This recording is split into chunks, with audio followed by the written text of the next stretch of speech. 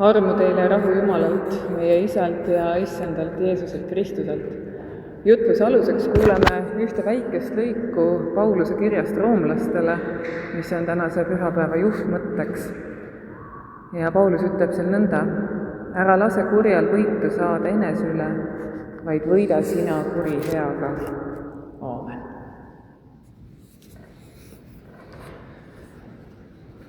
Luterlik maailmaliit armastab ikka öelda, et olla luterlane tähendab olla oikumeeniline.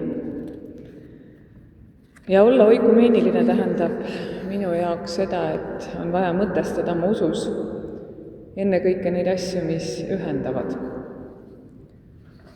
Püüda leida asju, mis suurendavad üksteise mõistmist. Vahel küll juhtub, või väga sageli, kui nüüd päris aus olla, et lihtsam on leida ühisosa kellegagi, kes on meist väga kaugel. Sest siis see, et me oleme erinevad, on kuidagi nagu normaalsus ja tavaline. Aga nendega, kes on meie naabrid, nendega on palju raskem, sest et nendega tunduvad need erisused palju suuremad kui ühisosa. Aga vahel on hea mõelda, et tegelikult ikkagi seda ühisosa on ju palju rohkem. See mõte tuli mu pähe, eriti siis, kui ma kuulasin üks õhtu Arvo Pärti ja mõtlesin, kuidas tema muusika ühendab inimesi üle maailma. Et üks eestlane, kes on lihtsalt nagu tohutult ühendanud inimesi. Et hiljuti oli siis ju Karniga hoolisaalis, mis, kui ma nüüd ei eksi, sest ma unustasin fakti kontrollida, natuke vähem kui 3000 inimest, et kuidas seal siis eestlased käisid Arvo Pärti mängimas, kuidas see saal oli puupüsti täis ja see ei ole tavaline, et see saal on puupüsti täis. Ja need inimesed tundsid, need interpreedid tundsid, et kuidagi see on nii ühendav, see on nii liitev, see on nii kokku toov. Et see on huvitav fenomen, kuidas muusika seda meiega teeb. Aga ma usun, et mitte ainult muusika, vaid ka väga paljud muud asjad. Sest kui me mõtleme, hüppame siit religiooni peale, siis üks suuremaid küsimusi ju tegelikult kõikides religioonides on, et kuidas elada head ja õiget elu. Vaidlus kerkib siis, kui me hakkame defineerima, mis on head ja õige on. Siis läheb käest ära. Ja veel siis järgmine samm, et kuidas seda saavutada, siis läheme puhta kaklema. Sest see kõik on tõlgendamine. Tõlgendame pühi kirju, kiriku isasid, traditsiooni, kõike muud. Võib-olla muusikaga see ongi lihtsam, sest siis me ei pea nii palju tõlgendama, vaid me oleme selle sees. Neljapäeva õhtul siin kirikus püüdsime meiega mõista, kuidas tõlgendada piiblit, meie usu aluseks olevat teksti. Me kõik, kes me kokku tulime, olime selleks lugenud läbi ühe siis pooloikumeenilise evangeelsete kirikute osade Euroopas poolt välja antud teksti ja me leidsime sealt väga palju väärtuslikku, mille alusel omaenda tõlgendamist suunata. Me alustasime sellega, et kõigile see tekst oli väga meeldinud. See oli ka väga tore, et oli kuidagi meid julgustanud, meid innustanud, meid toetanud. Ja nüüd ma lihtsalt ei suutnud ennast tagasi hoida, kui teile mõned näited sealt lugeda. Ma tean küll, et pikkade tsitaatide lugemine jutluses ei ole hea tava, aga on siis hea tava, mida enne murjendanud. Tegelikult nii hea tekst. Aga mõned siis ainult. Nii seisavad just evangeelsed kirikud ülesande ees, kuidas avada ja esindada pühakirja tähendust ja autoriteeti Jumala sõnana, sattumata pühakirja põhisõnumit mitte tabava kirjatähe usu lõksu. Või siis teeme. Pühakirja tunnistust mõistetakse õigesti siis, kui küsida, mis on pühakirja kese, tõlgendada pühakirja sellest keskmest lähtuvalt. See kese on leitav üksnes pühakirja Vana ja Uue Testamendi kui terviku, eripalgelist tunnistust üha uuesti kuulates. Ümberpöördult avaneb pühakirja tervik üksnes sellest keskmest lähtuvalt. Reformatoorne teoloogia samastab keskme Jumala toimimisega Jeesuses Kristuses inimeste päästmiseks ja kirjeldab seda erinevate rõhuasetustega. 2 veel, nendest üks on hästi lühike. Jumala kõnelemine oma sõnas ei ole kirikus olemas mitte ainult tekstina kirjutatud raamatu kujul. Oma vaimu kaudu kõneleb Jumal kiriku kuulutuses inimestega elaval ja aktuaalsel moel. Ja viimane. Jumala sõna on sündmus. Jah, uskuge mind, ma hoidsin ennast kõvasti tagasi nende tsitaatide valimisel. Ma soovitan teil kõigil seda lugeda, see on tõesti väga põnev ja ilus tekst.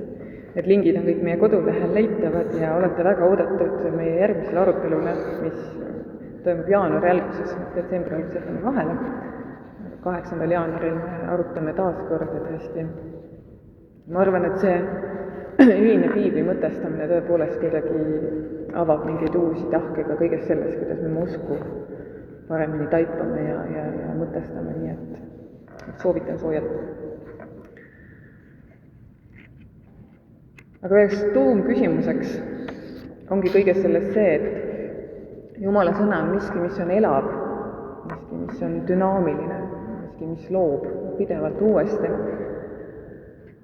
Ja ka Martin Lutherile saab viidata või mõelda selle peale, et ta on öelnud ka seda, et ükskõik, et oluline ongi mõista, et tekstis seda, mis osutab Kristusele, see on oluline, see on evangeelium, tulgu ta siis kelle suu läbi tahes. Ja kui ainult sellepärast, et näiteks Paulus miskit on öelnud, ei tee seda veel evangeeliumiks. Ehk siis selleks autoriteetsuse mõõdupuuks on alati Kristus ise, mitte see, kes ütleb. Tänase pühapäeva teemaks on usuvõitlus. Ma usun, et paljud teist teavad, et ma olen veendunud patsifist ja mul läheb alati sees kergelt keerama, kui ma kuulen sõna võitlus kiriku kontekstis. Sest minu meelest usk ja võitlus ei lähe absoluutselt omavahel kokku.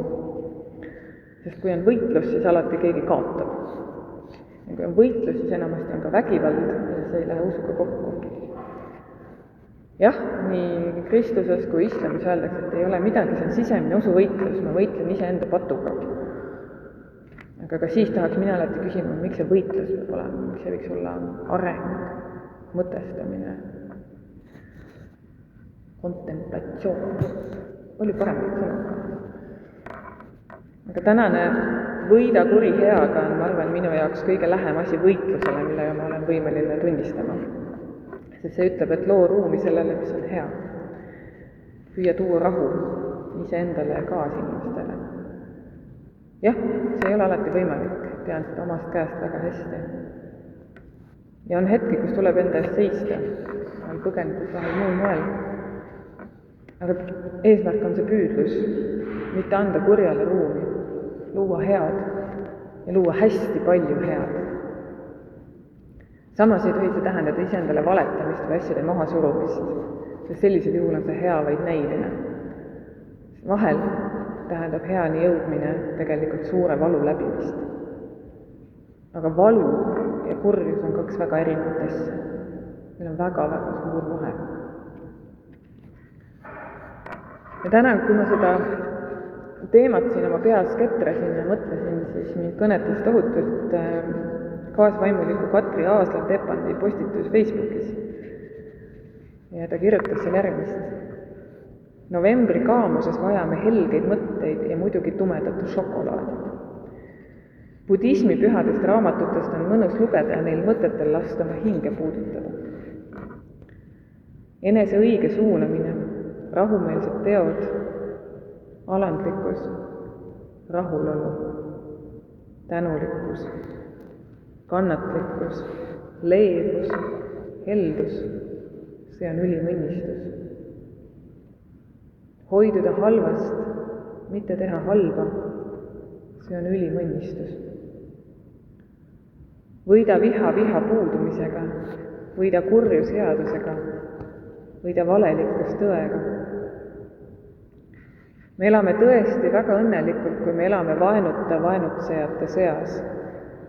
Vaenutsejate seas me elame ja meis ei ole vaenu. Me elame tõesti väga õnnelikult, kes me rabelemiseta elame rabelejate seas. Rabelejate seas me elame ja meis ei ole rabelemist. Me oleme tõesti väga õnnelikud, kuigi meil ei ole midagi. me saame söönuks rõõmust nagu säravad jumalad. Ja see lõik on Dhammapadast tõlkinud Linnar Mäll.